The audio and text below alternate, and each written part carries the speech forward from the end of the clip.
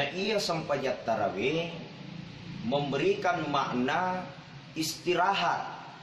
Jadi raya sengi tarawih istirahat, waktu untuk beristirahat. Jadi ya tu sampajat tarawih isunna kengi masau-sau dena to mamali-mali. Nah sebab mega to matarawih papada to nalalu ngasujangan.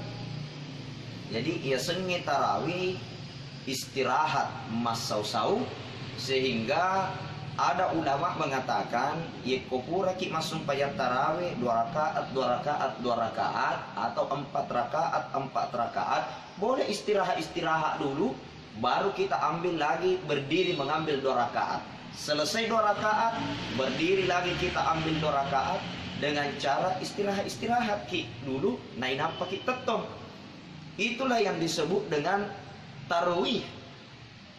Sehingga ulama kita dari mazhab Syafi'i yekoto masum pajat tarawih diselingi setelah kita memberi salam 2 rakaat wedding membaca beberapa zikir-zikir yang telah diajarkan oleh ulama-ulama salaf kita. Kemudian ya tarawih ada perbedaan pendapat dari kalangan ulama. Ada yang tarwi 8 rakaat, ada yang tarwi 20 rakaat, ada yang tarwi bahkan lebih dari itu. Ulama berbeda pendapat. Namun keputusan ulama dari 4 mazhab degaga tarawih arwa rakana tanpa witir. Jadi ya kamu matarawih ki arwa rakana atau masuk oleh masjid dena atau mawitri, maka itu dinyatakan tarawih kita tidak sah menurut Imam Syafi'i.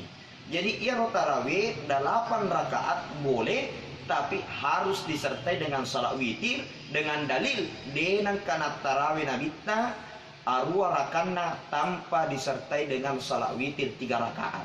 Sehingga ulama katakan sebenarnya tarwi gabungan tarwi gabungan dengan salat witir itu adalah 11 rakaat. Kenapa? Karena witirnya 3 rakaat.